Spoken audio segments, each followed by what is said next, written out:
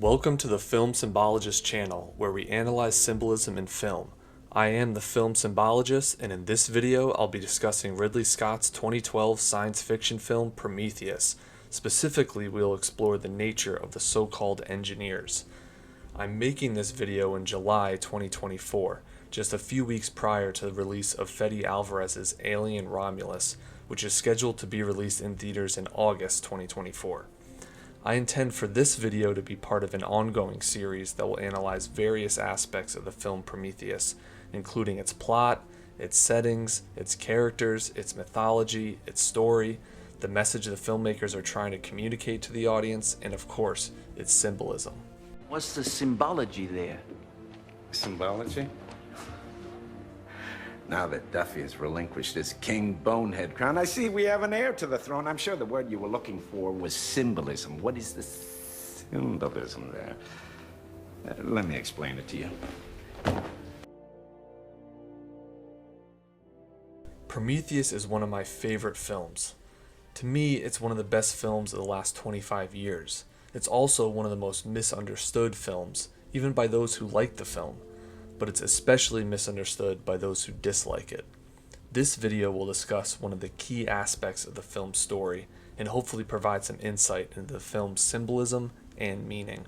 Ridley Scott's film asks many questions. One of the most interesting questions asked about Prometheus is, what is the relationship between the engineer in the opening scene and the engineers the crew of the Prometheus encounter on LV-223? Are both engineers members of the same group, just with different appearances or separated by time? Are they members of separate and unrelated groups of engineers?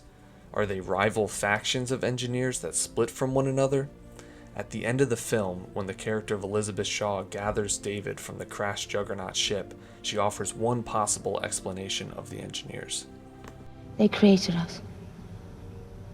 And they tried to kill us. They changed their minds. Shaw's reading of the DNA analysis of the infected engineer corpse that was found in the hallway outside of the big headroom leads her to conclude that the engineers created humanity since our DNA matches and theirs predates ours. Perhaps the opening scene depicts an engineer creating either human life on Earth hundreds of thousands of years ago or all life on Earth billions of years ago. Or perhaps both the engineers and humanity share a common progenitor, and the opening scene depicts an engineer doing something other than seeding life on a planet other than Earth. There are many similarities between the engineer in the opening scene and the engineers seen later on LV-223. Both have light, bordering on translucent, hairless skin. Both have black eyes. Both appear masculine. According to deleted scenes, both speak a version of the Proto-Indo-European language. Both are members of technologically advanced civilizations with access to impressive spaceships and powerful biological mutagens capable of radically transforming living beings. These similarities offer evidence to the belief that the engineers may be members of the same group. Perhaps the opening scene takes place hundreds of thousands of years before the crew of the Prometheus arrive on LV-223.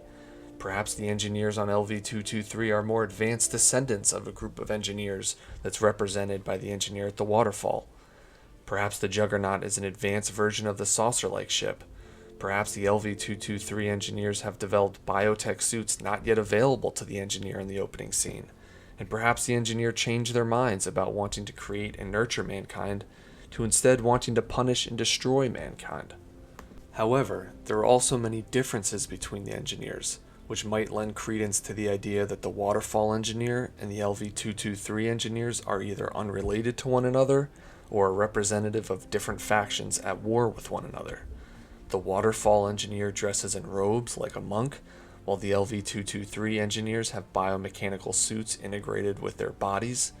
The engineer at the waterfall exudes strength with substantial amounts of lean muscle tissue, while the LV-223 engineers appear unnatural with their biomechanical physiques. One ship is saucer-like, while the other is crescent-shaped. The mutagen in the opening scene appears golden and comes from a saucer, while the black goo on LV-223 is kept in urns.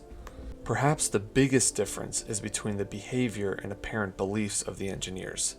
Given these differences, perhaps the waterfall engineer and the engineers on LV-223 are completely unrelated to one another. However, being that both engineers are part of the same movie, a more likely explanation than that is these two engineers are members of different factions that may have been unified at one time but broke apart from one another at some point. Perhaps one group rebelled against the other. One potentially compelling piece of evidence in favor of there being two factions of engineers are the ancient artifacts that Shaw and Holloway discover.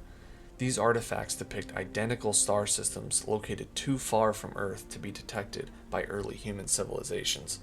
Holloway, in his presentation to the Prometheus crew, shows artifacts from the Isle of Skye, Sumeria, Egypt, Hittite Empire, Babylon, Mayan civilization, and Hawaii.